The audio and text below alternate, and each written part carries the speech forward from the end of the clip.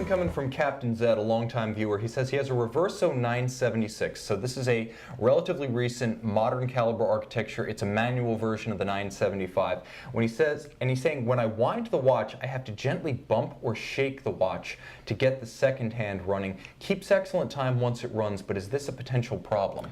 What it sounds like is it actually sounds like a lubrication issue on the pallet.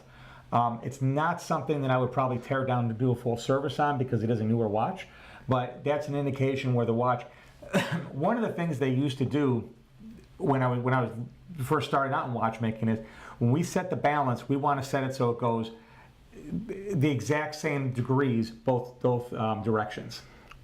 What they would do is they'll actually offset it, and so it actually jump starts it. And so you put some power on the watch. As soon as you put power on the watch, it throws the balance automatically. Okay. And now the watches are set at such dead zero that yes, sometimes it does take a little bump to get it going.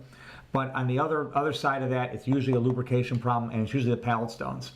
Okay, so the answer essentially is because it is a display case back watch, we're talking about the Reverso 976 here, taking it to a qualified watchmaker, he might be able to see if there's any problems with lubrication. Right. I mean, he should be able to eyeball that one.